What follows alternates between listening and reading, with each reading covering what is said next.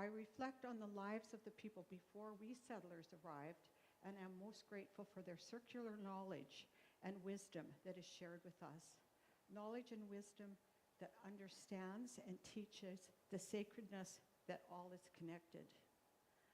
I commit to taking meaningful steps in my journey of healing and reconciliation. And now, on behalf of the Kamloops United Church Pastoral Care Team, I'm delighted to welcome Dr. Laura Doan. Laura has been an early childhood education professor at TRU for the past 30 years. She has recently written a book entitled, She's Still My Mom. She's sharing her journey of Alzheimer's with her mother. We thank you, Laura, for your willingness in sharing your insights and wisdom with us. Thank you for coming.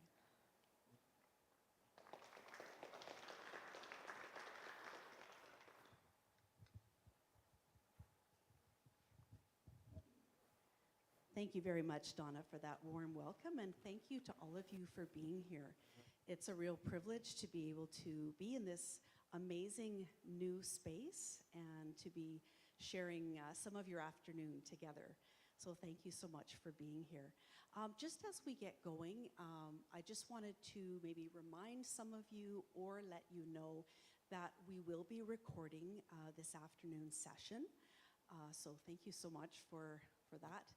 And we will have opportunity for some questions throughout the presentation, and for sure we will have questions at the end of the presentation.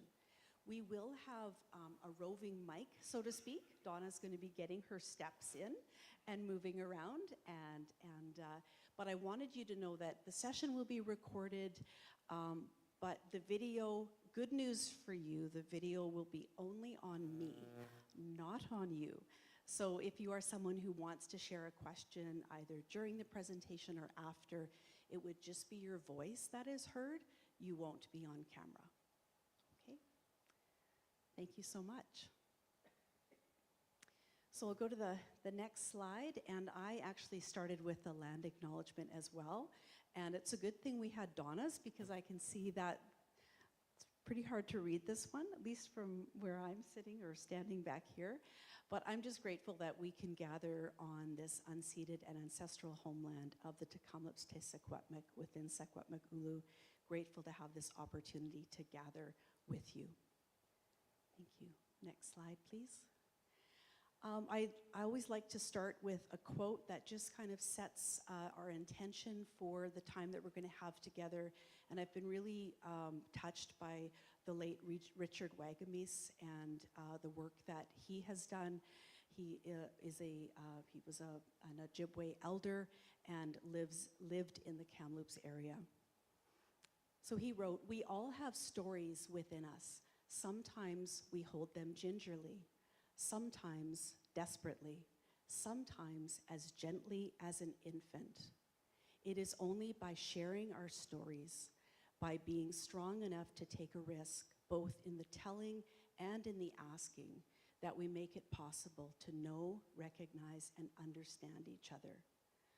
So for me, today is a little bit about telling a story and maybe many stories from our family, and you might be engaging in some storytelling as well as you take part in today's presentation and as we have discussions after and take in refreshments.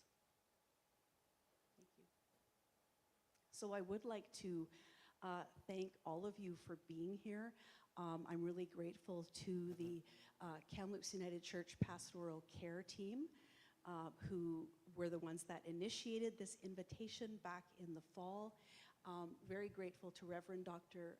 Michael Cavanagh, who I met earlier. Thank you so much for your support, as well as the Kamloops United Church staff, who have just been so amazing. And I would like to give a shout out to Anne, who unfortunately is not able to be here today, but she has been a real, I think I wrote it up there, a real champion for this event. That's Anne Davis, so really grateful. And I'll just go to the next slide and get a little drink of water because I am losing saliva as I keep talking. And actually, this will just share a little video for you.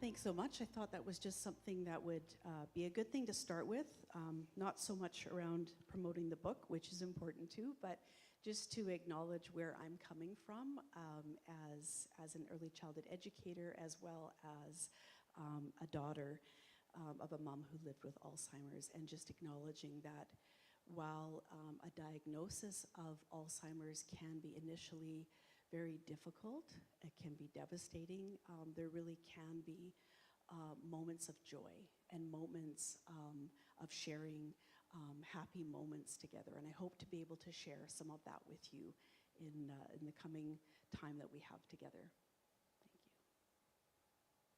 Thank you. I won't make you watch that again, I promise. So I just want to acknowledge that we have a lot of different people in the room. You yourself, you might be coming today as a caregiver. I'm not going to ask people to raise hands, but if you are someone that is a caregiver today, you know, I really wish that I could acknowledge you. I wish I could embarrass you a little bit, because if you're a caregiver, then you've done a lot of things in order to be able to be here today. So a lot of times when you're a caregiver, a lot of the work is not seen by everybody. And so if you're a caregiver, I want to acknowledge you, and I want to acknowledge the efforts that you have taken in order to be here today. You may also be someone who has a family member, or maybe you have a friend that you know who has a diagnosis of Alzheimer's or dementia. You may be someone who's part of the pastoral care team. You may actually be someone, I added a bullet as I was looking at this again this morning.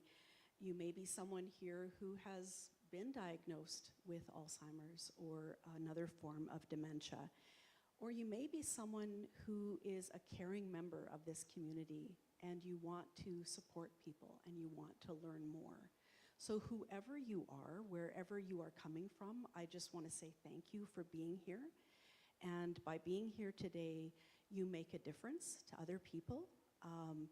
We together can help to reduce some of the stigma that is around Alzheimer's, and to shed light onto some of the issues around Alzheimer's, some of the issues that caregivers face, and it allows people to share some of those stories that I was mentioning before with that Richard Wagamese quote as well. Yeah, thank you. So a little bit about who am I. I think some of you will know my brother Rob. So if you attend this church, you might know Rob Gretzinger. We have different last names because I took my husband's name. But I understand he's a bit of a superstar here. He didn't tell me that, of course. So after talking with Donna, I sort of thought, oh, maybe I just should introduce myself as I'm like Rob's sister. So that's all you need to know. It might not be all you need to know, but I am a wife, a mother, a sister, an auntie, a daughter, and I'm a daughter of a mom who lived with Alzheimer's. I also had a mother-in-law who lived with mixed dementia. So I do have lots of personal experience with both my mom and mother-in-law living with Alzheimer's. And then, as has been mentioned by Donna, I'm a professor of early childhood education. I became an early childhood educator. I had to look up to make sure I wasn't exaggerating, but yeah, 32 years ago. And I've been at TRU, Thompson Rivers University, for the last 26 years. So I really found that in my journey as both a professor of early childhood education and with my lived experience as a daughter of a mom who lived with Alzheimer's, I was able to see how some of the principles that I knew and lived and worked with as an early childhood educator applied to my mom and could be used to support her in her journey of Alzheimer's. So really my intention for the next hour or so, maybe a little bit less than an hour, is just to go through some of those ideas and just to share with you. And as mentioned, feel free to raise a hand. I will try to be aware, and Donna will try to be aware as well. So feel free to raise a hand and ask a question if you would like. We will also have a question and answer period at the end, but I know sometimes you have a burning question or you want to know more based on something I've just said. So just want to put that out there as well. And we'll just go to that next slide, looking at some of the foundational beliefs.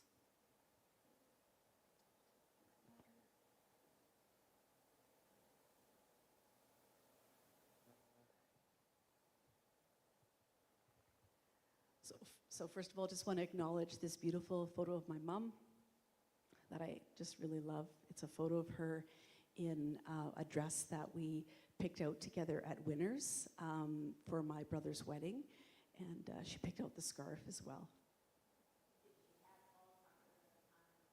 She did, yes. So I believe that in all of the photos that you'll see photos today, and I'm actually sharing a couple of little videos as well. And in all of the photos and videos, she is living with Alzheimer's, yeah, at different stages. And yeah, I wasn't planning on sharing this story, but my daughter and I had quite the experience going into Winners with her and helping her find a dress and then trying that dress on. And you know, as I recall, and I will get to the foundational beliefs, I promise, but as I recall, you know, my mom was less familiar with the idea of sort of taking the clothes on, putting them on, and sort of trying them on in a change room. And so we had several different dresses, and I was, you know, helping her take the dress off, and then I was trying to put it on, and then she was taking it off.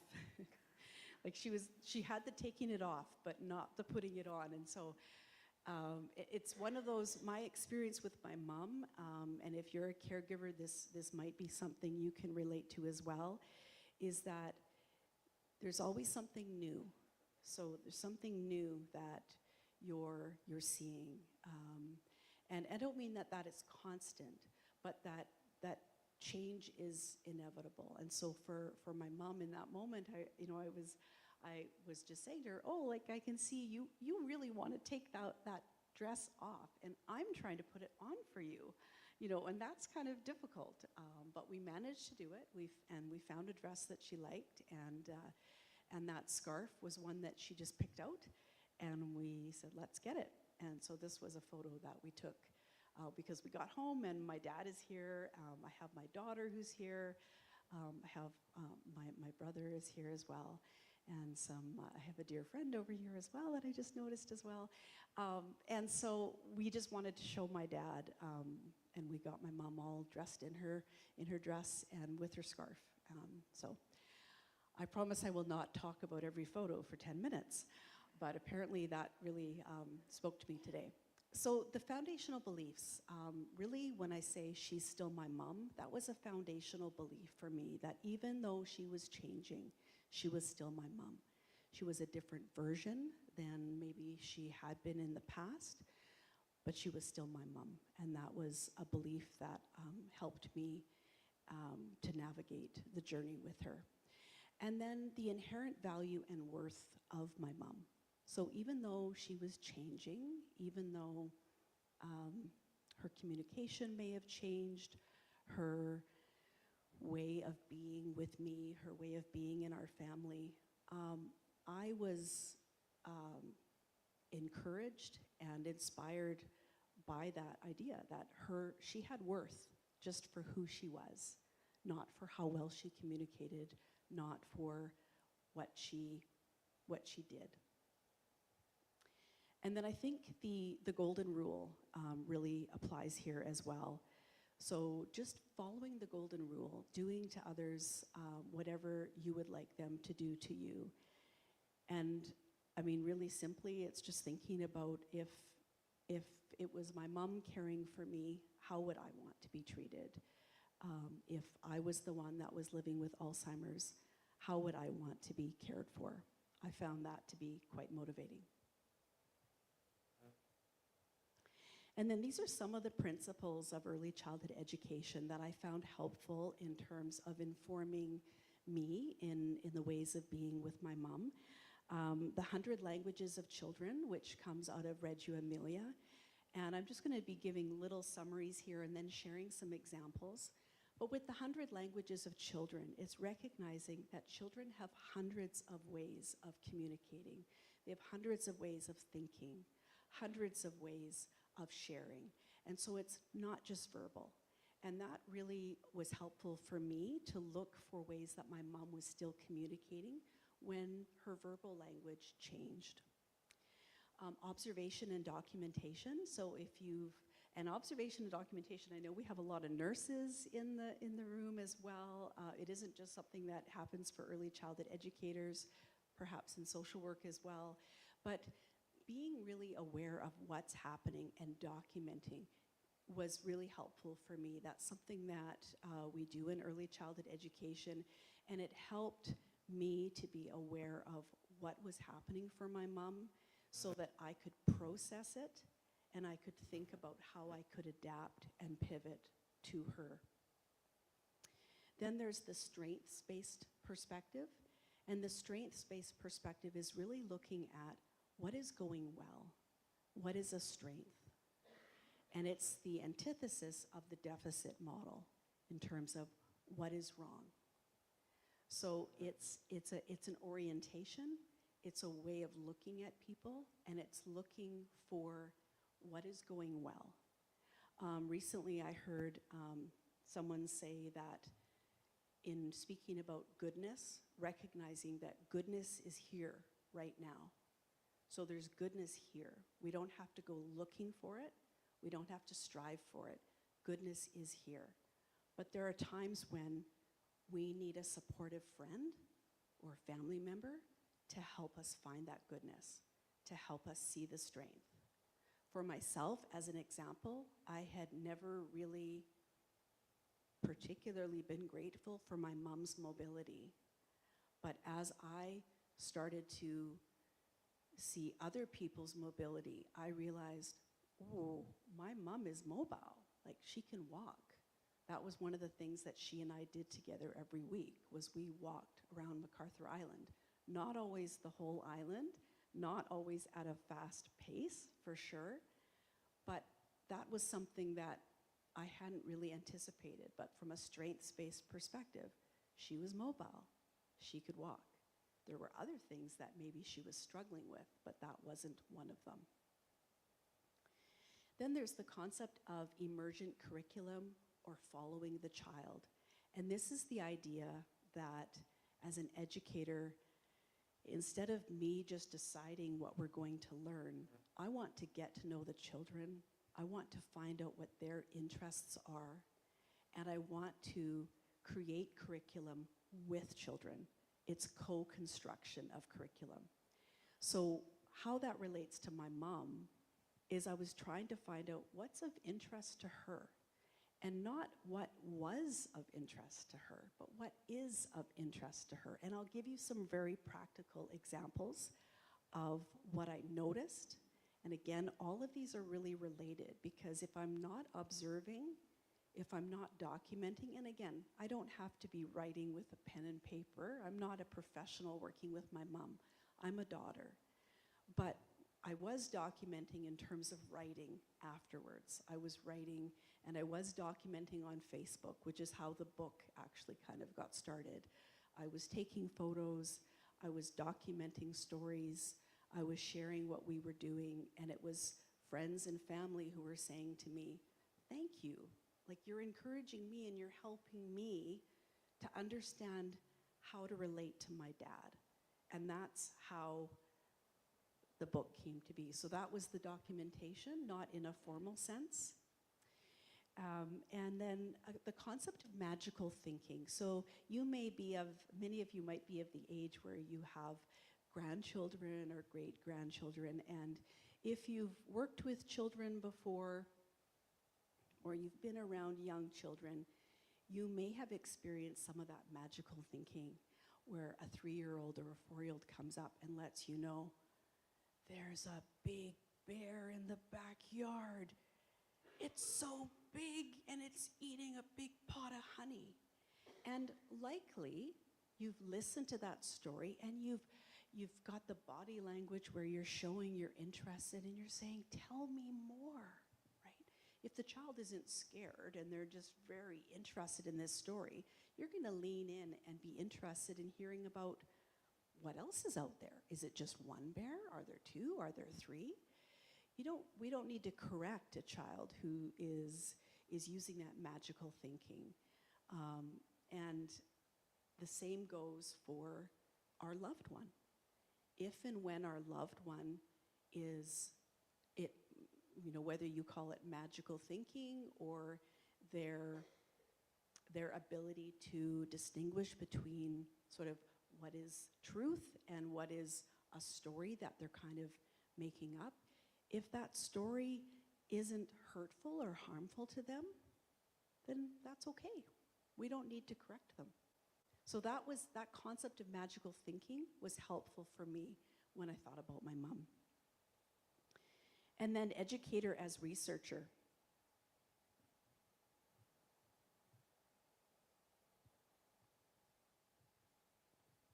Sorry, just need to get water every now and then here. So it's educator as researcher is this idea that as an educator, you are researching. You are looking at what's happening. You are,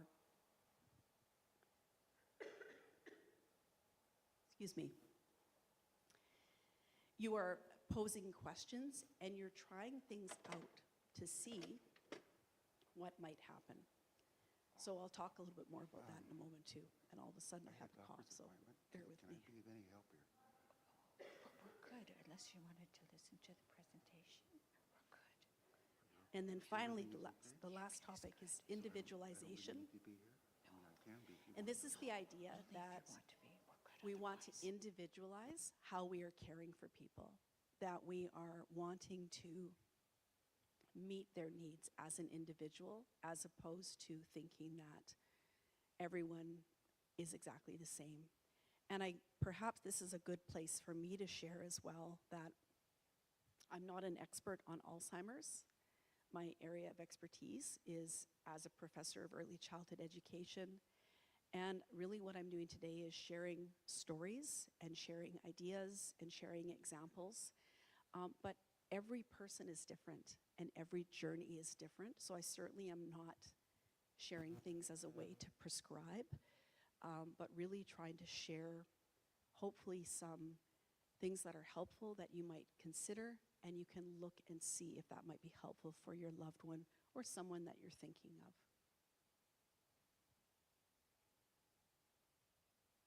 So the first thing I'd like to share, I know I've already shared a lot, but is this idea of join your loved one.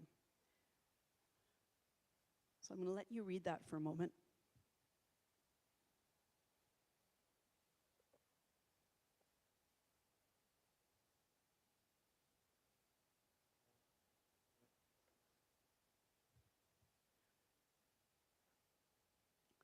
I'm not sure if you read the whole thing, but basically this was a photo taken at a Thanksgiving dinner, and it ended up just being 3 of us. It was my husband, my mom, and I. My dad was ill, so we had Thanksgiving together, and then I really wanted a photo of us, and I kept getting my husband to try to take another photo. I really wanted that sort of traditional, like mom and daughter smiling, kind of normally.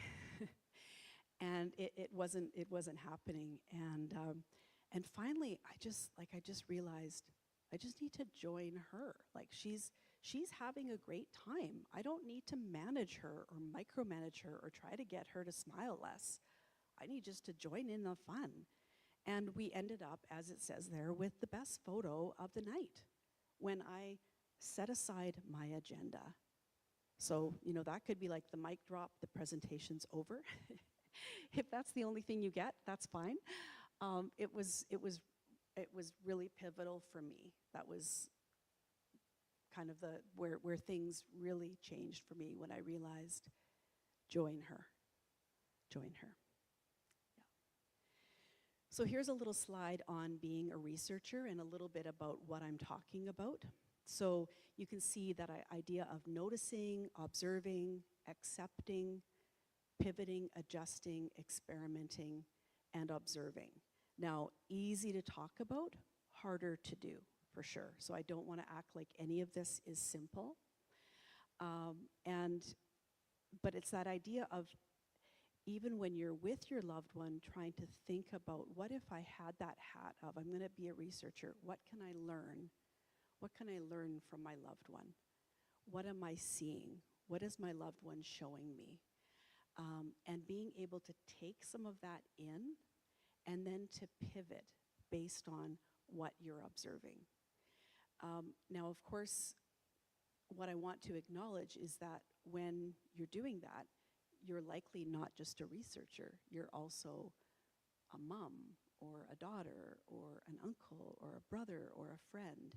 And so when you are taking that in, there can be also that emotional response of what you're experiencing as well. So it's important to also take care of you and to make sure that you have someone that you can talk to, that you have a support network, whether that's through the Alzheimer Society, whether that's through a friend, whether that is through a caregiving group that you're part of.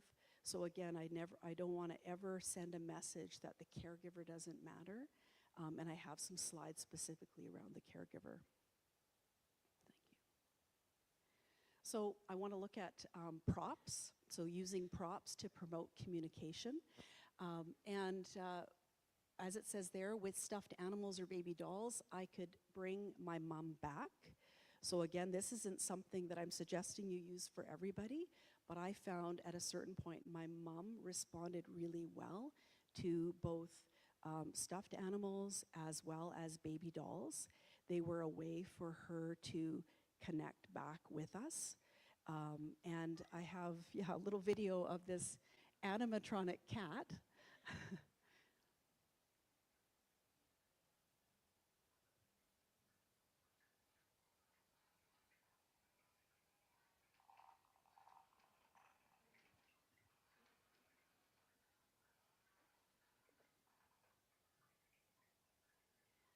And that cat I just picked up at Value Village. I couldn't believe it when I saw it. It took a lot of batteries. It took like 4D batteries or something like that. But I've got a photo then of, in the corner of my mom getting that cat for a birthday present. And she just loved it. She just loved it.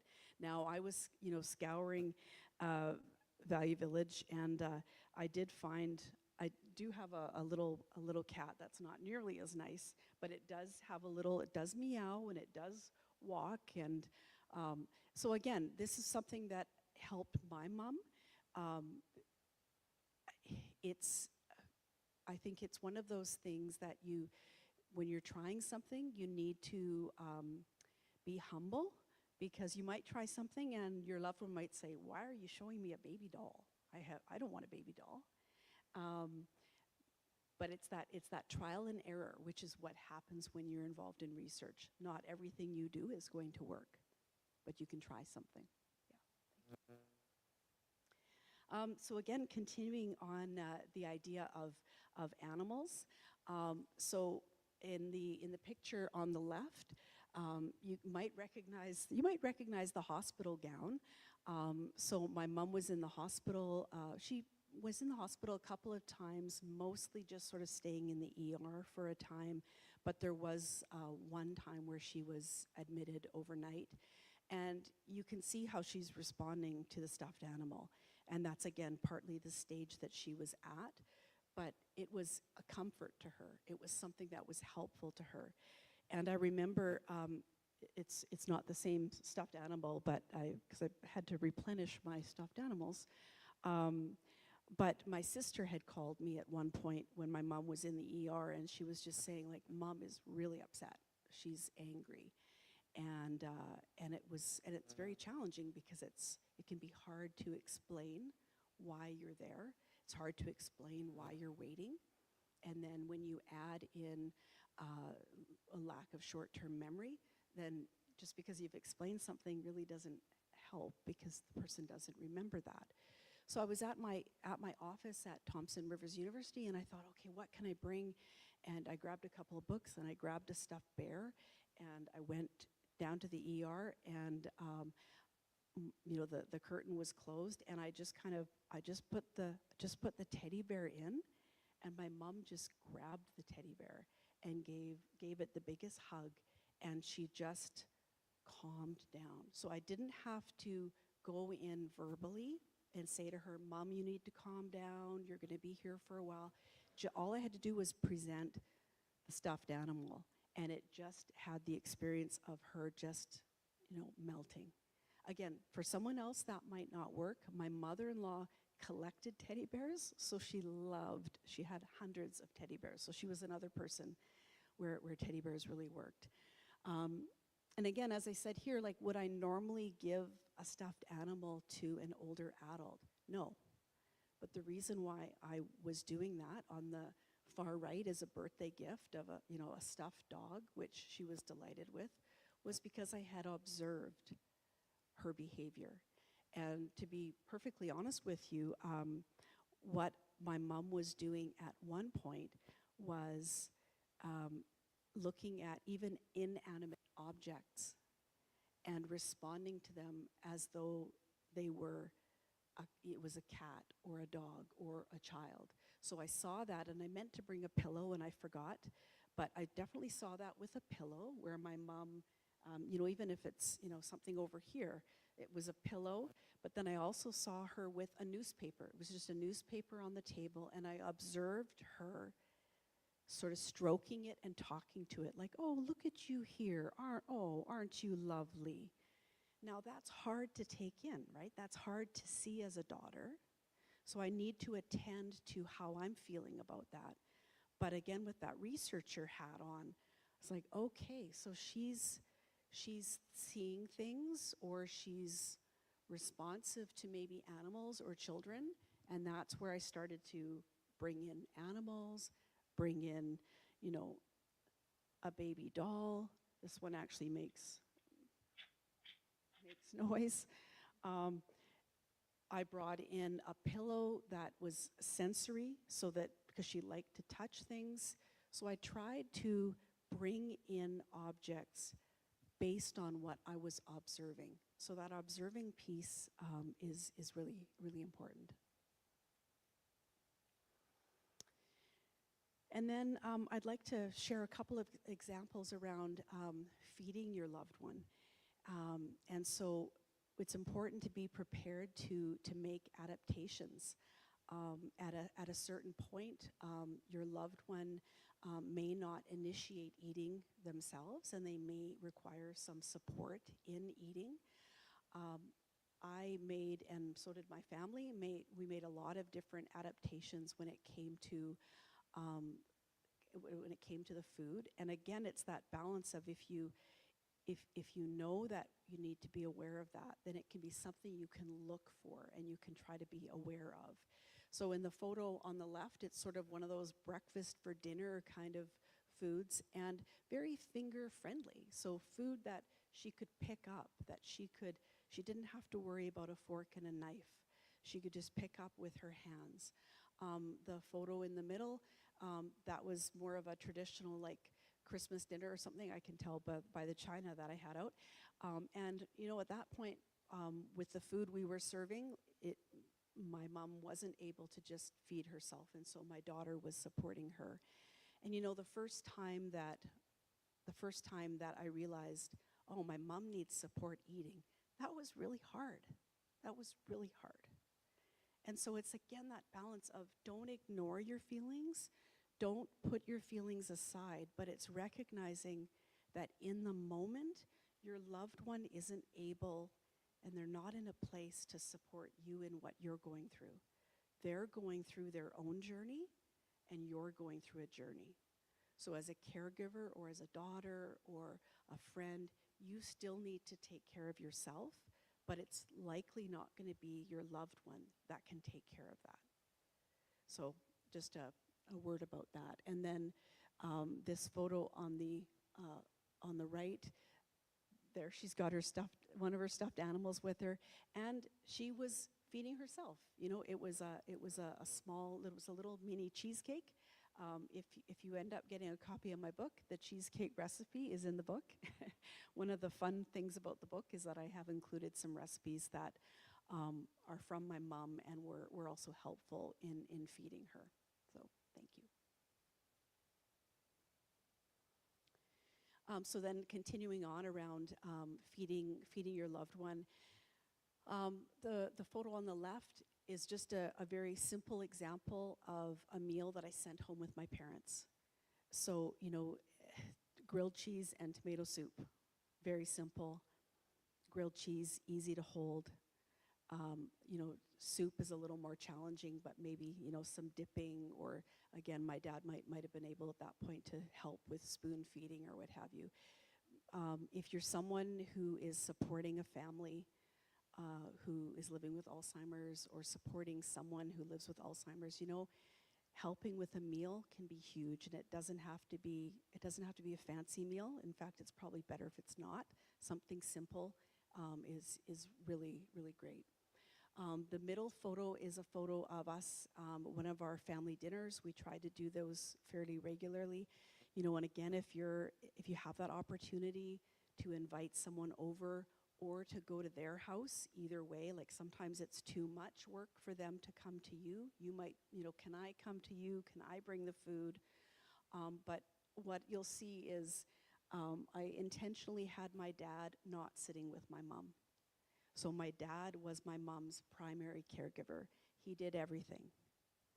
So when I had the opportunity to have them at my house, Dad got to eat a hot meal. Yeah.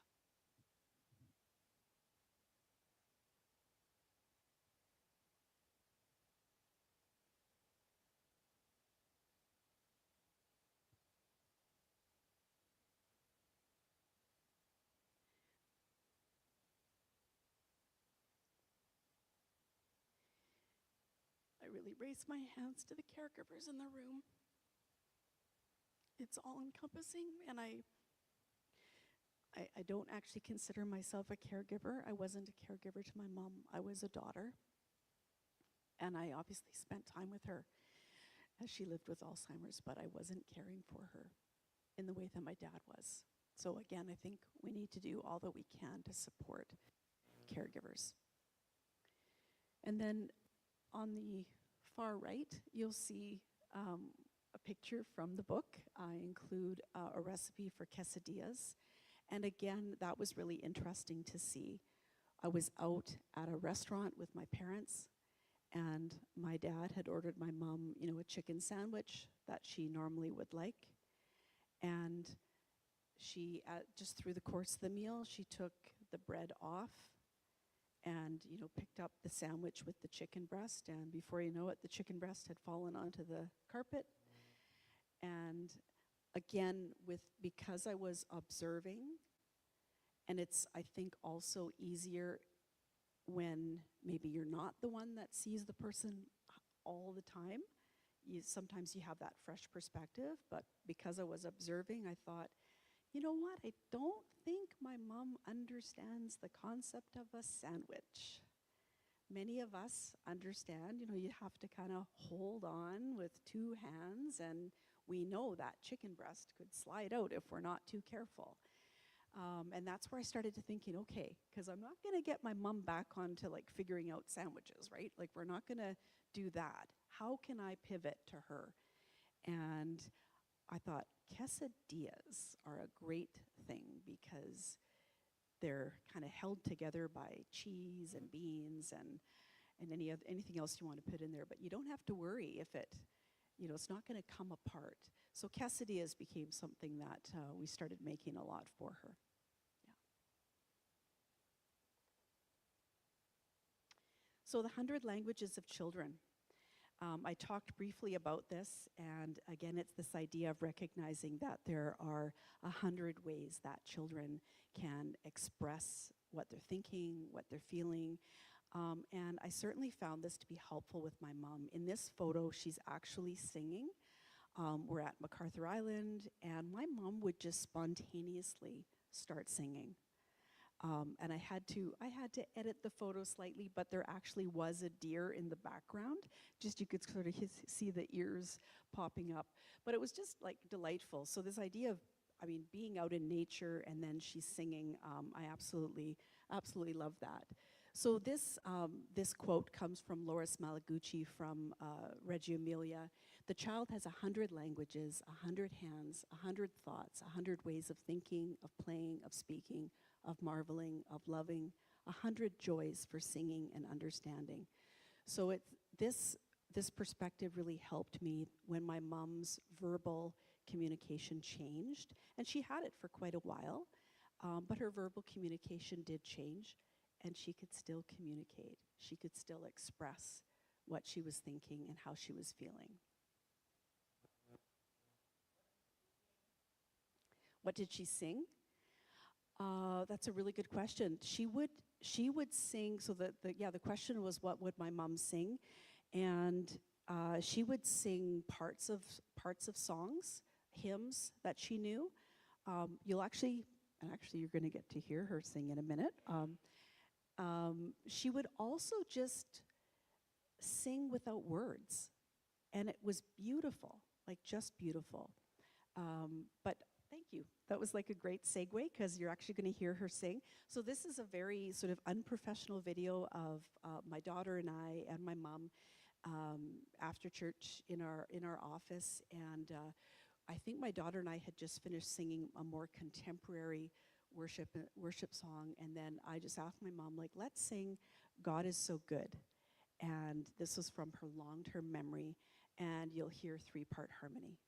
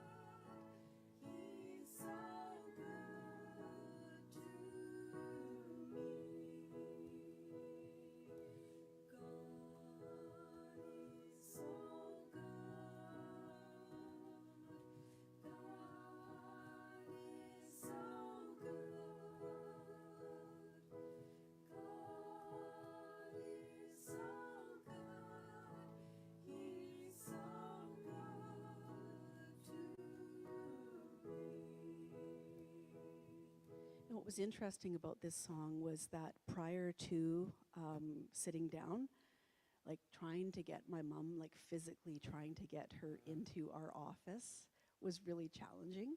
Like it was very, like, we were trying to be very positive, but come on, mom, let's come in here. And I'm going to go, Mom, let's come in here because the piano's in here. We're going to go in this way. And, it took us a while. And she was kind of, presenting as confused. But when we sat down and we started to sing, you could see she was right there with us. And I don't know if it was this time or another time because we did this regularly, but my husband just had tears in his eyes because just to go from like that confusion of just trying to get her to physically come into a space and even sit down. So sometimes sitting down is hard, but then this beautiful singing, which again, it's just captured on an old camera, so it doesn't really capture it too well. But there's so much that our loved ones can get out of singing and music. And I love that this is happening, that this presentation is happening, sponsored by the pastoral care team. And, my mom loved to go to church and she loved to sing. And she would sing, like the singing remained, and you just hear a beautiful descant, and it might not be the words, but it was the notes. And sometimes she would sing out. And for me, I think a beautiful congregation is a congregation where you hear young children calling out and singing out, and you hear older people calling out and singing out. And if we can normalize that for people, we want people to feel comfortable bringing their loved ones, knowing that sometimes they're going to call something out. Actually, years and years ago, we were at our church. We go to Summit Drive, and my brother Rob came, and he was asked to play the drums as a substitute. And so I was sitting with my daughter and my mom and my dad, and the singing had stopped, and it was now time for prayer. And so it was very quiet. People had their heads down, and my brother was making his way from where the drums were to where we were sitting down. And my mom called out, "Robbie!" Well, we all know him as Rob, but as a child, his name was Robbie. Well, we were all just like, "Oh, that's amazing." Like she knew it was Rob, and she called him Robbie. So like it wasn't at all a problem to us or anyone at our church that she had called out during a prayer time. It was so exciting that, oh man, in that moment, she recognized Rob. Very cool. So again, our loved ones can surprise us sometimes with what they remember. And I talk about this a lot in the book, but our loved ones don't choose what they remember. They don't get to choose that. So it's really important for us not to take it personally. I remember one time I was at a ladies' event, and my mom was still able to verbally talk, and she knew she had Alzheimer's, and she actually liked to tell people that she had Alzheimer's as well. She's a very open person. If she hadn't, then I wouldn't have written the book, and I wouldn't be doing a presentation like this. And my mom has always loved, or did always like, an open mic. And it was a small gathering, and there was a mic, and there was an opportunity for sharing. And so I kind of rolled my eyes thinking, oh, she's gonna grab the mic, and she did. And someone had already shared about their son, I think. So then my mom got up and started talking about her wonderful son and how talented he is, and he is amazing. And of course, I'm sitting there. And I'm with people I know. So I sort of jokingly said, because I certainly wasn't trying to make fun at all, but I sort of said, oh, what about your daughter, right? And my mom says, oh, yes, my daughter, she's got 4 children, and she's just amazing. She's such a good homemaker. Well, that's my sister. Right? So then I said, what about your other daughter, right? And it's sort of like, who, right? And again, I mean, I'm making light of it, but I wasn't offended by that. Like, I mean, our loved ones can't choose, and it's not personal. In fact, when my mom first got the mic that night, she said, oh, like, I don't even know where my purse is, and I don't even know how I came here tonight. And meanwhile, I'm sitting right beside her with her purse, and I'm the one who took her. But she didn't remember that, and that's okay. But I will say that music has been something that has been like a key to open up doors. And I really think that music, we saw that with our mother-in-law as well. One time we walked into her room, and this was later stages for her. And she was in this sort of loop of just saying no, no, no, no, no, no, no, no, no, no, no. And we just came in, and my husband started singing, and she stopped, and she kind of looked over at him, and then she started singing with him. You know, again, choosing a song from her long-term memory that she could remember. It's really beautiful. Yeah, thank you. And then this is another piece just around the power of music. I had the good fortune of Erica Fairberg, who is the founding director of Voices in Motion Choir. So that's a choir in Victoria that is specifically for people who are living with dementia, as well as their caregivers and family and friends. And she did the foreword for my book. And so she says, music can de-escalate a challenging situation, change the air, bring joy, and even distract someone from a cognitive mental loop that keeps playing in their mind. So really similar to what I just said, but it's recognizing, like, sometimes you can just try to change the mood. Sometimes you don't need to address the mood, change the mood. Try to sing something. Try a different approach and just see if that helps, and it might. This is a short little video. Again, my mom wearing her wedding dress, the dress for Rob's wedding. Again, she was definitely living with Alzheimer's at this point. And here she is playing the violin.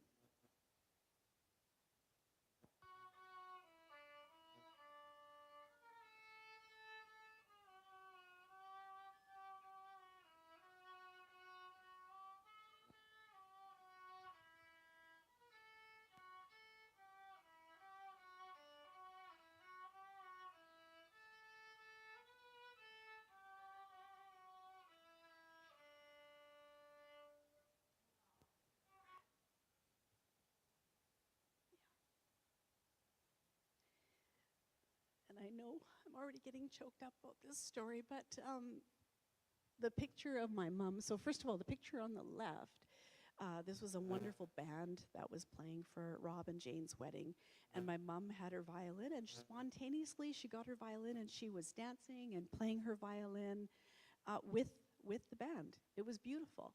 And then far right down here, my parents obviously playing violin together.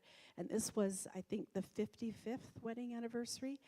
And they played a song together, but then my mom also played a song. And this is where I'm probably going to get really choked up, but we'll see. Maybe I won't. Well, I don't know. Anyway, my mom was about to play, and she put her violin down, and she looked at my dad, and she said something to the effect of, "I can't do it. Like, I don't remember it." And my dad just said something like, "You can. Try it again." And she got the violin up, and she played it.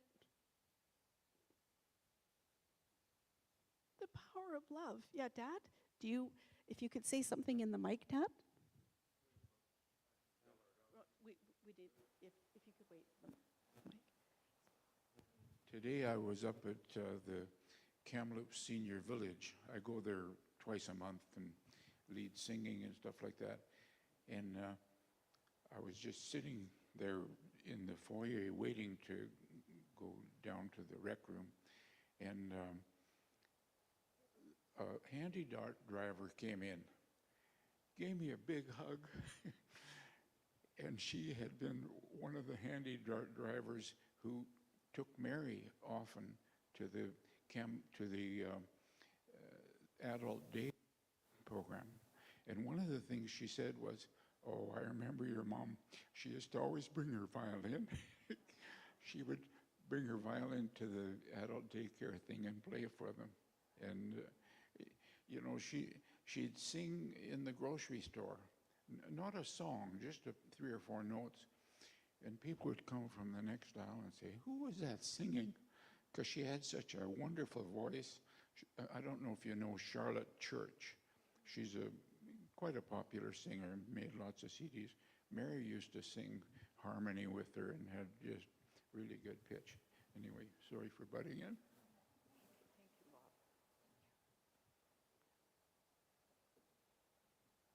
Thank you, Dad. So again, that ability to just love your loved one and look at them and say, give it a try. And it's okay if they don't, but to just be there and be supportive and give time and show that you believe in them. Thanks for that story.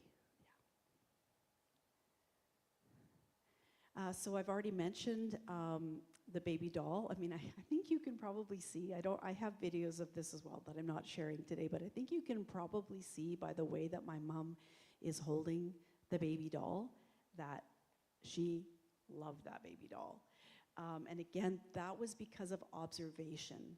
My mom was a retired kindergarten teacher, and my mom was very responsive to children and to families, even with Alzheimer's. If we were out grocery shopping or somewhere and she heard a child crying, she would sort of think the worst, and we would need to go and check, and I'd need to sort of like talk her down, like, the baby is fine, mom's just getting the food for the baby, and that's why they're crying or something. So again, I observed, and it was just something I thought, so I did this for Christmas, as I gave her a baby doll. And there's a book here called A Doll for Grandma that is sort of the full circle idea of being able to bring, to be willing to give your loved one a doll. And again, it's that idea of we always want to do things to support our loved one and show dignity and respect. So again, as an early childhood educator, I hold children in the highest regard. So when I'm talking about some of the things that I did with my mom that maybe I would also do with young children, that's not because I disregard children. It's actually the opposite. Hold children in high regard. And again, really wanted to focus on what I saw my mom doing. And yeah, she loved it, loved the baby, was kissing it, was talking to it. So, not being afraid to use props that can help your loved one in their communication. And that meant sometimes having a stuffed animal out in public, having a baby doll out in public. And I'll share a little bit more with another idea with that. So I created what I called a mom bag. So I do have a daughter, and I am, as I said, an early childhood educator. And early childhood educators like to be prepared. So when our daughter was very young, I created a Sarah bag. Her name is Sarah.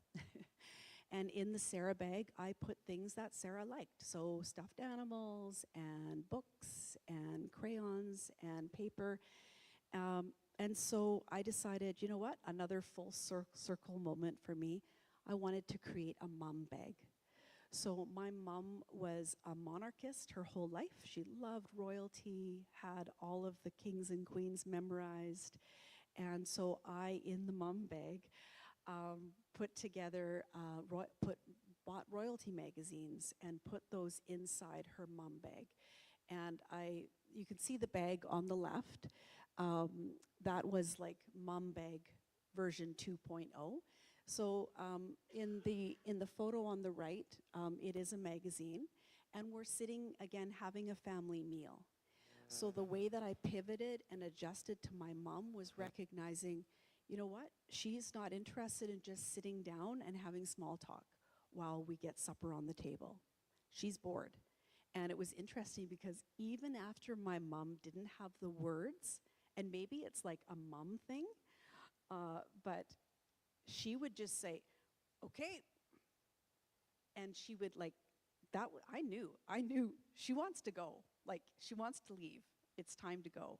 And so how I supported her is not like, no, you have to sit down. Like, no, Mom, we have to wait. You're being impatient. No, let's give her something that she can do. And so she enjoyed looking through the Majesty magazines, either before a meal or after a meal.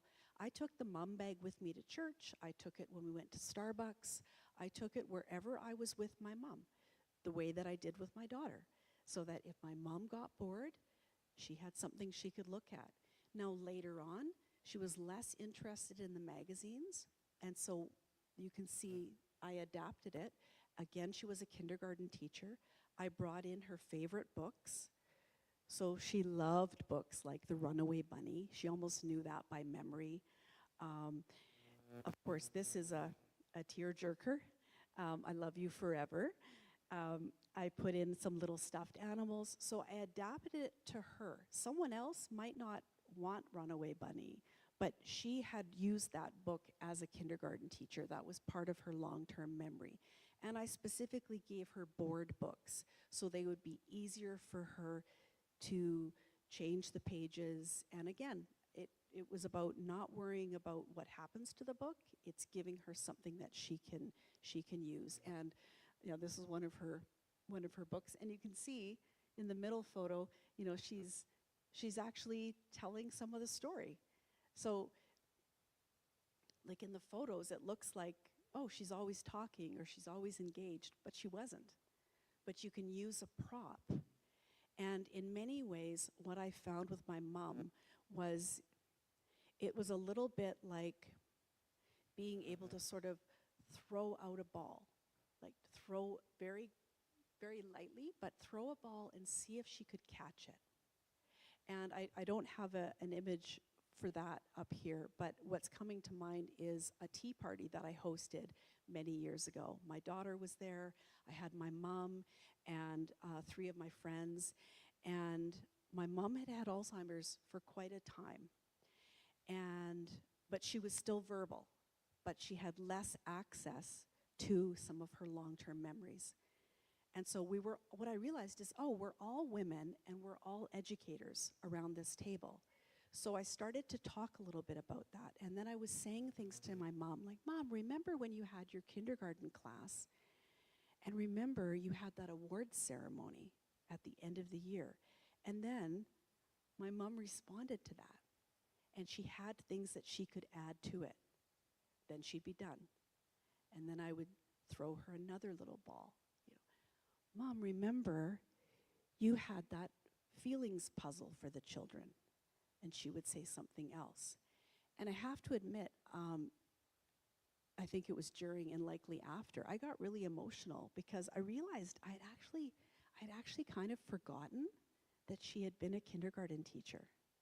I was so in the moment with who she was that I was like, oh my goodness, like I forgot.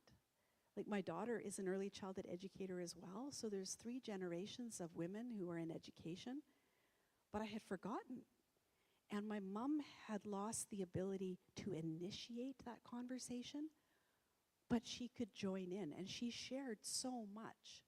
So don't be afraid to just offer, to offer that initiation and see if it's reciprocated. See if your loved one says something back to you. If they don't, that's okay. But you might be able to access some of their memories that they can't access on their own. Thank you. And then magical thinking. So I've also described this just as having an active imagination. I just want to kind of normalize this. So maybe I would say earlier on in my mom's diagnosis of Alzheimer's, she had been part of the Monarchist Club of Canada. I probably got the wrong name, but basically, following royalty and getting newsletters and things like that. And earlier on in her diagnosis, she was sharing with us that, like the Queen had written to her or something, right? And I remember thinking like, no, the Queen has not written to you, sadly, right? Did it matter if the Queen had or hadn't written to her? No, not at all. Like, choose your battles. It doesn't matter. And so it was very much of like, that's incredible. Like, wow, Mom, that's great. Like, you might ask more if you think that they can add more detail, but I didn't need to correct her. And so it's that idea of like, just go with the flow. Go with what your loved one is sharing with you, unless it's something that is harmful to them. So I really tried to not correct my mom or my mother-in-law. But when there were negative memories that came up, I would try to gently reframe that. So my mother-in-law, she still had a long-term memory of her dad not being happy with her. And again, we don't choose what we remember, but sometimes she would talk about, oh, my dad, he didn't like me, or my dad was upset with me. And I wouldn't argue with her, but I would say to her, you were a good daughter. You were a good daughter. You know, your dad loved you. Like, just trying to send and create that positive message for the person, even if they're maybe not able to remember that forever. And then in this picture, it's my mom watching the Queen's address. You know, the Queen or the King now always does a Christmas address. And again, my mom had lost the ability to ask about it, but I had her over at Christmas time, and I thought, oh, I should play this for her. And you can see she was interested, and this was part of, you know, something that was of interest to her from her long-term memory. So walking with your loved one, this was something I was able to do on pretty much a weekly basis. And again, when I say walking with your loved one, it doesn't mean they have to be walking, you know, we've got so many different ways that people can be involved on a walk. But again, drawing on my ECE background, trying to create what's called a yes environment. So choosing a place to walk where you can go this way, you can go that way. There isn't just one way. And as a person who's on the walk, being okay with going a different direction. You know, sometimes our loved ones on a regular basis are being guided somewhere else. You know, they want to go this way, but they have to go that way. Or I know my dad reminded me often that, you know, when they would go to the grocery store, my mom would be trying to get into other vehicles, right? She didn't know which one was hers, so she would be going over, and my dad would be gentle with her, but he'd say, oh, no, come on, Mary, we need to go in this other car. Then she'd be trying another vehicle, and, you know, so you can imagine if we put ourselves in those shoes of thinking, oh, like, a good portion of my day is kind of being, no, you got to go this way, no, not that car. Then when you're going out for a walk, if your loved one suddenly, you know, 2 steps that way stops and turns, oh, well, let's go this way, right? And then if they turn again, like, let them direct. Let them have some agency over where they go. So again, where you have opportunity, let your loved one be the one that's leading, and you could be the one that's following.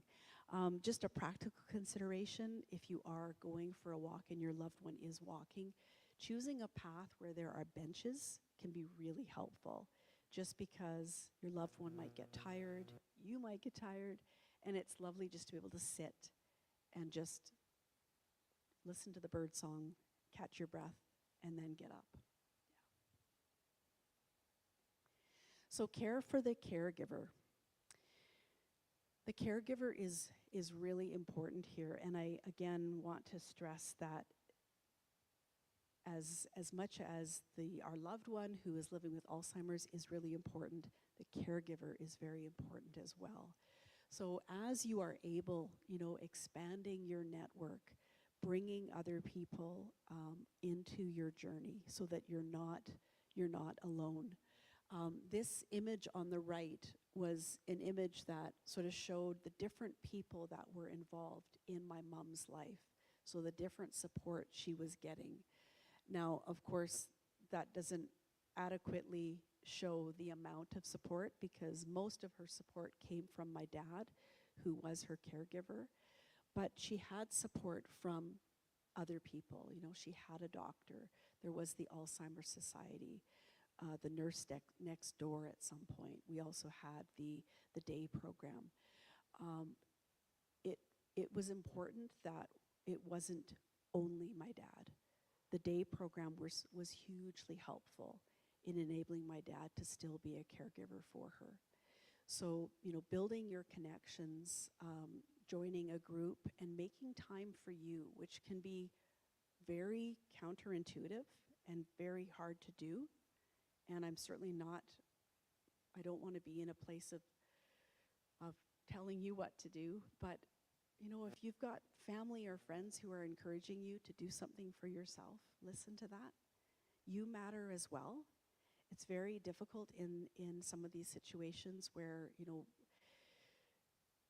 you want to do everything you can for your loved one, but you still also need to take care of yourself. And this quote here from some research on caregiving, having social support and quality relationships has been found to buffer against the burden of being a caregiver. So, you know, my dad was part of a caregiving support group through the Alzheimer Society and later through hospice. Those kinds of groups can be really helpful in being able to share your story and to get support. And we're coming to the end, I promise. Just a couple more slides. So again, continuing on that care for the caregiver. So just a quote right from the book, and I'm going to turn just so I can see it a little better for myself. Being part of a group of like-minded people can help you receive social support and regain hope. Many Alzheimer's societies have support groups for caregivers. And there are also groups, of course, that you can join, you know, where you can get support and friendship through movement as well. So a walking group, a running group, a group up at the TCC, that kind of thing. And then, you know, I encourage you to think about how you can stay engaged with your loved one, staying in the moment, getting the support that you need. Again, being aware of what is your self-talk and knowing what is going well from that strengths-based perspective. And I thought it was really important to have a slide around the importance of a faith community, because I think many people here are part of a faith community, and that can be a real support. This is a photo that I think I shared earlier as well, but it's a photo of my mom in our church choir many, many years ago. So she was still able to be part of the choir for quite a while, even though, you know, she wasn't reading music at the time. She needed help to get up on the riser. She also sometimes needed a gentle tap if she was singing when she wasn't supposed to be singing. And that was something that was really great for her. And then at a certain point, it didn't work. So it's, again, trying something and seeing how it works. And when it's not working, when she was getting very upset with the director and all of the corrections that he had, then it was time that I think we need to have Mom not in the choir, but she could still sing in other ways. So I would encourage you to continue to be involved in a faith community or another group that you might be part of. I'm a firm believer in, you know, loved ones living with Alzheimer's. They have the same rights to everything that we do, and they're citizens, and they should be allowed to be out with us in public, in spaces, part of faith groups, part of other groups. And it was, you know, there were times in our church where my mom, again, we had the mom bag, but also there were times where she would get tired of listening to the sermon, and it would be time for, let's go for a little walk. Let's get up and let's go walk in the sanctuary. You know, like, again, adapting, pivoting. There are different ways that you can support your loved one. Yeah. And then grief, I just want to recognize, you know, I think there is that beautiful song that Jan Arden sung called The Long Goodbye. Alzheimer's has been described as the long goodbye because grief is something that is often ongoing. It isn't just a one-time deal. There can be moments along the way where grief shows up, and certainly I found that. And what I wrote in the book here is that you know, it's important to acknowledge the grief. It's also important to recognize that everybody's experience with grief will be unique, and that's okay. It's going to look different. and how people process grief is going to be different. So my main takeaway is to be aware, right? To try to be aware of what you're feeling and what you're thinking, and to be able to share that with someone, a trusted friend, a counselor, maybe someone in your faith community, and to get the support that you need for that process. And again, I know that hospice has been really helpful for my dad in particular, with lots of different grief programs and caregiver support programs. And I know there's a program called Grief Share that is offered quite regularly in Kamloops as well. So then just reflecting on where you are and what actions you might take after today. So again, thinking about that kind of that circle of support and where you might be.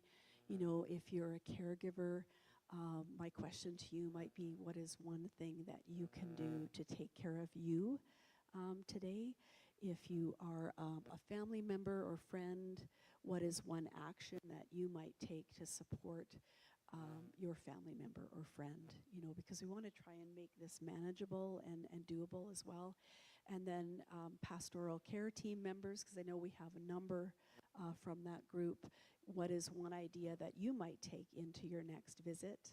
You know, how might you initiate communication with someone? And then, are you a caring community member? What is one thing that you can do with what you heard today? Rhetorical questions, of course. And then let me just end with this, and then we'll move into some questions. But again, another quote from Richard Wagamies. All that we are is story. From the moment we are born to the time we continue on our spirit journey, we are involved in the creation of the story of our time here. It is what we arrive with. It is all we leave behind. We are not the things we accumulate. We are not the things we deem important. We are story, all of us. What comes to matter then is the creation of the best possible story we can while we're here.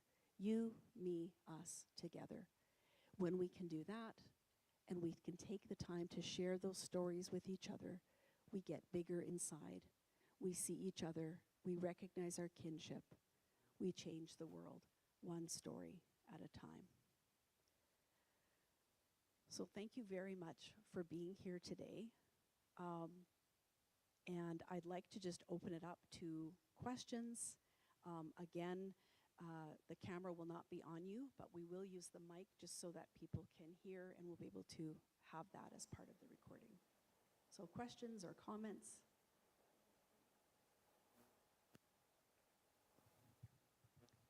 Where'd you go? There you are. Thanks, Laura, for your presentation. Really appreciated that. I'm curious. I happen to have two women friends that I've long-term friends, not connected to each other, but both starting to demonstrate some memory loss, and you know, with supportive families with them. My question, I guess, is around their own personal knowledge of what's going on for them, and you know, how do you intervene at that, or let the family just kind of run with it? And very private families, especially in one situation that really does not want to talk too much about it, or you know, so the support is a bit challenging. Yes. To move forward. So I just wanted your experience around that, or what your thinking is around that. Thank you. Yeah, absolutely. Thank you for that. And that's where I think it comes down to kind of your own personal conviction and what you feel led to do in the moment. Sometimes it can be helpful to say to a friend, you know, I've noticed some changes, you know, and I'm wondering, you know, have you noticed some of those changes? And to see if is there an openness to hear that, or maybe they shut you down. Sometimes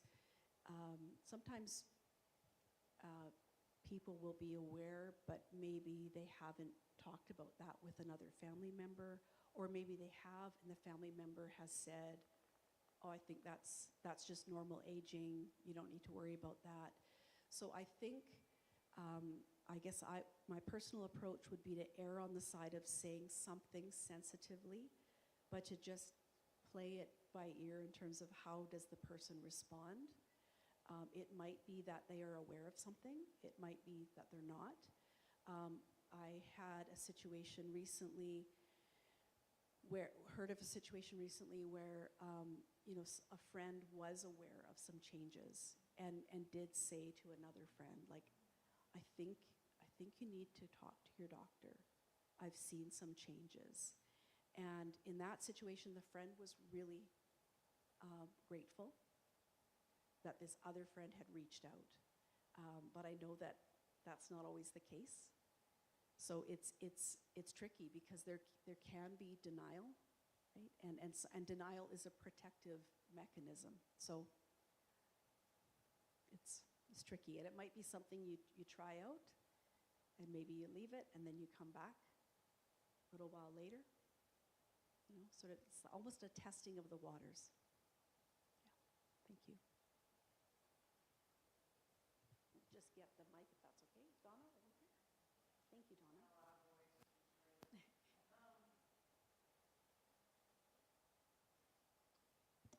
I think my mom's at the start of this journey, and so that puts us there too. But my dad and mom live at the 108 100 Mile House, and we're wondering what the process is for having her evaluated. She recognizes that things are slipping and she's forgetting and things like that. But so my dad has made a contact with the family doctor. Luckily, they have one. They don't have one that has been involved with their family for a long time. But what is the process, and what would be the process here in Kamloops for determining, where somebody would be on that spectrum? Thank you for that question. From my experience, I've seen, for my mother-in-law, it was going through her own doctor, just as you've mentioned, and then she was able to be assessed by a cognitive health nurse, is I believe the title, and I went through that process with her. So it was someone who was specifically trained on cognitive health and did an assessment with my mother-in-law, and then determined that she had mixed dementia, so partially Alzheimer's related and partially cardiovascular related. I'll just quickly put in as well that, again, each person is different, and there are so many different types of dementia as well, and people experience dementia and or Alzheimer's. Dementia is the umbrella. Alzheimer's is the most prolific type of dementia, but each person is different. And so even like for my mother-in-law, she had, like I said, the mixed dementia. She knew who my husband was till her very last day. My mom's Alzheimer's was very different. I don't think she knew who I was. I think there was a connection. I think there was a connection there, but I don't think she knew who I was. So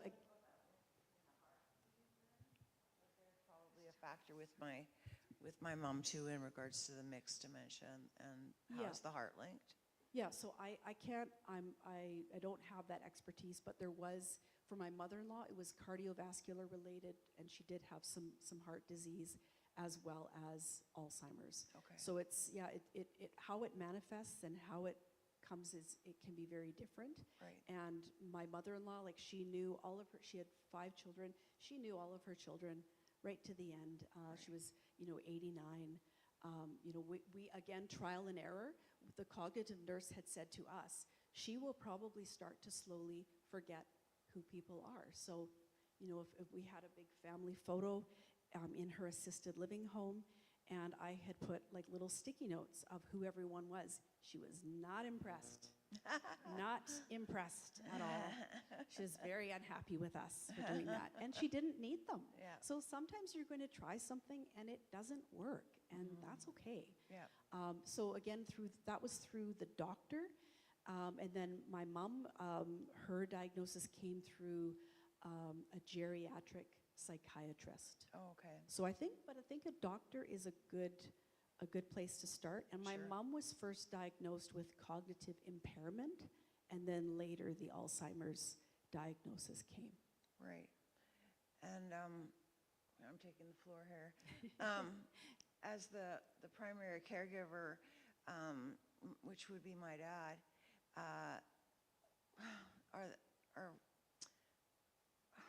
what if he's not capable or doesn't want to, or like, what is our healthcare system suggesting how we support people with Alzheimer's and their caregivers? Yeah, so that's a really good question, and there are,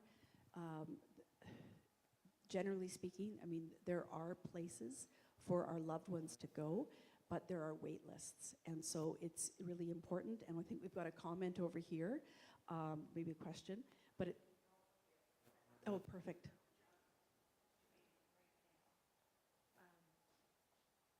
Thank you. My mom fell in July and broke her hip, and my dad died a week after she fell. So life was upside down. And Interior Health did arrange, it took 122 hospital days. Yes, I was counting, because I've taken care of them for so long. And then he was gone. And my dad was like my buffer. So Interior Health did find her eventually a spot, and I am learning to be a daughter and not a caregiver. So stick with your social worker. I ended up with one after the fall, but she will guide you through this, and get on a list ASAP, because it will take at least 4 to 5 months for a long-term care. And you don't get a choice. You have to let them go where they're sent. And that was very difficult for me also, because it's not where I wanted my mom. But I'm going to tell you, it was the best possible thing. She'll be 93 next month, and she loves Ponderosa Lodge, and the caregivers are amazing. So just stick with it, follow the rules. I know it's a long wait, but get on the list now. Such good advice, such good advice. And we've got another comment over here, yeah.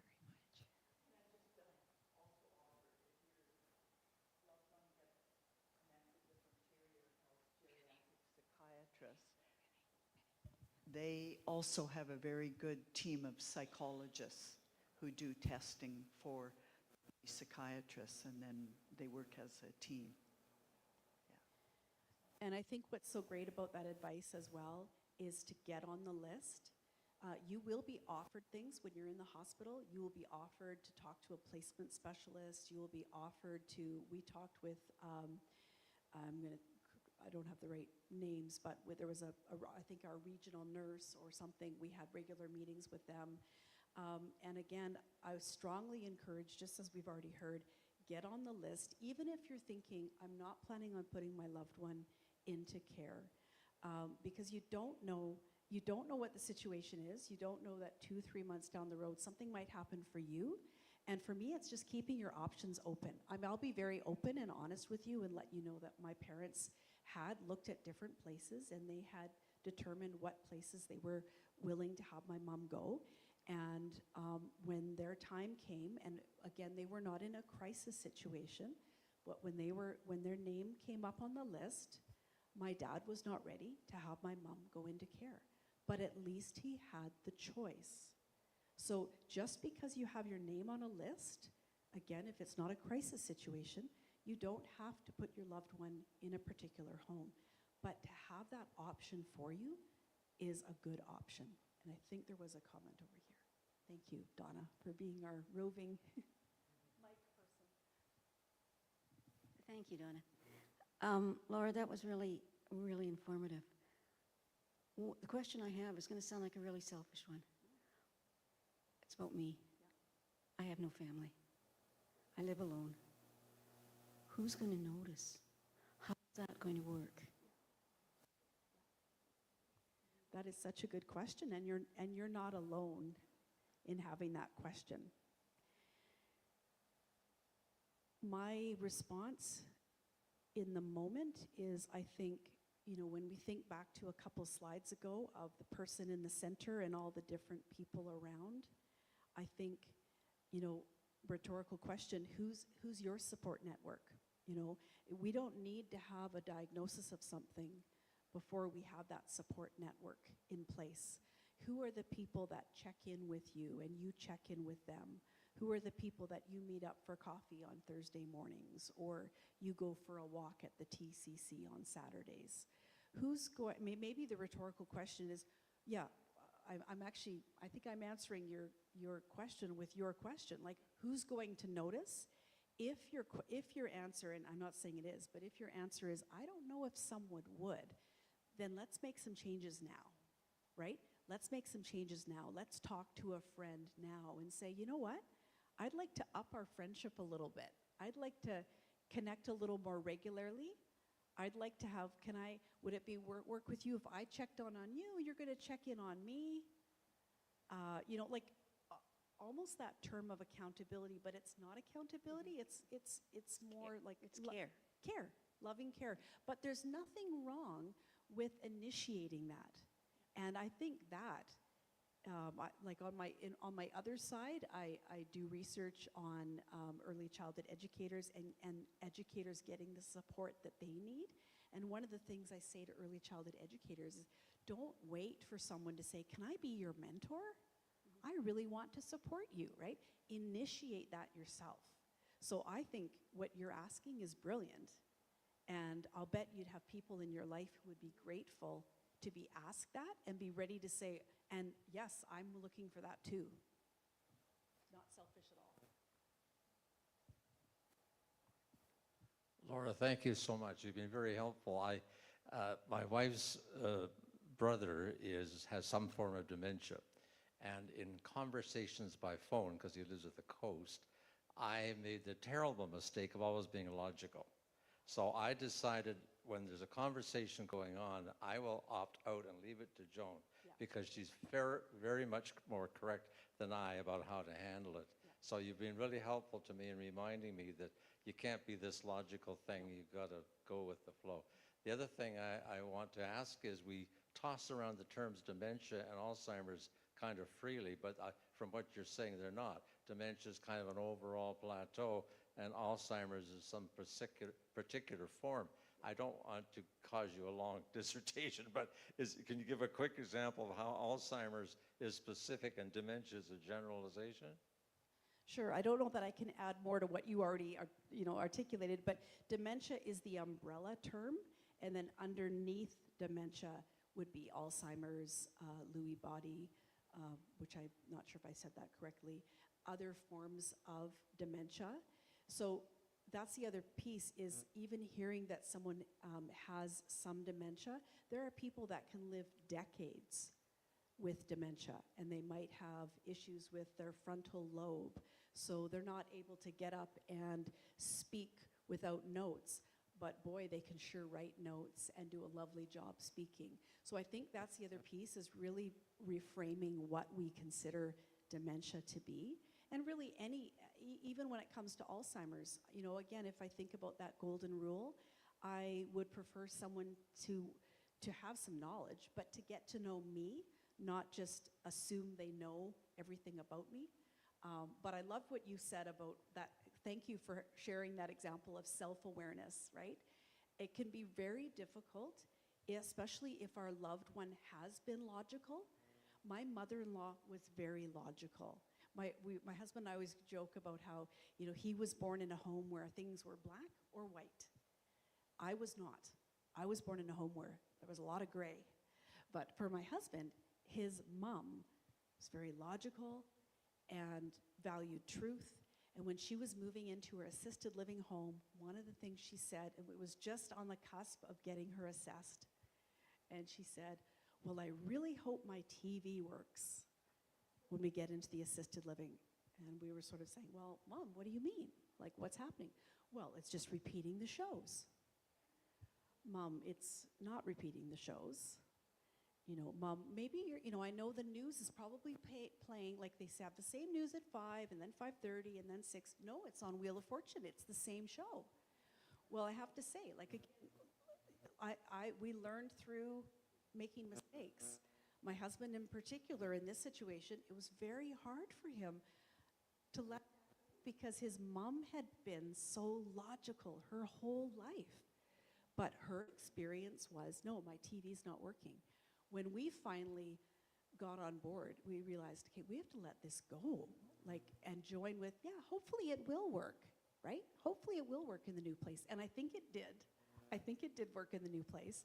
But interestingly, something she had said before moving into assisted living was, she had said to me, and my mother-in-law had gray hair, my mother-in-law said to me, isn't it interesting? My hair never went gray. It's still blonde. And I just said, you know what? That is interesting. That's something, and just agreed with her. Now, once she got into the assisted living home, admittedly, it went fairly well, but any move is going to be stressful. After that first week, she said to me, my hair's gone gray. It's gone gray because of this place. I've been here 1 week. And so that's where I chose to correct her gently. But I said, well, you know what, Mom? You've actually had gray hair for a long time. And she said, I have? And I said, yeah. And again, it wasn't, you're wrong, but helping her to see that it wasn't this place. Like, I thought that's a pretty negative thing to be thinking, that this place caused my hair to go gray like overnight or something. So, yeah, thank you. I know we've been in here a while. Are there any other comments, questions? Of course, I'll be available after as well if people want to chat, but just want to see if there's any other, yeah. Disease and had a level of Lewy body dementia that tends to go with it. And he was hospitalized for 4 months during COVID. Nobody could come to visit, and that lack of socialization was huge. We kind of remedied that by deciding to ask his friends to send a video that we could play on the iPad. And they were all videos of an activity he had done with them. And a little bit out of it, and this one friend who he used to go fishing with sent a video that he made up at Paul Lake here, where they used to go videoing. Hey, Chuck, I'm getting into the boat, and I know if I put a ladybug, I don't know the names of flies, on my line and go out, I'll get a fish. My husband out of nowhere goes, that fly won't work. And I thought, woo. And the nice thing was, as opposed to a card that somebody would send, I could choose to distract them at almost any time by playing one of these conversations with a friend. And he wouldn't remember them usually, no. And the other very important thing with the iPad was we had his playlist on there. And the staff even would turn on the playlist, and his feet would be tapping, and yeah, and the music, and he would be humming along, and the music really was great. The power of music. And I can still listen to the playlist. Oh, beautiful. That's beautiful. Thank you.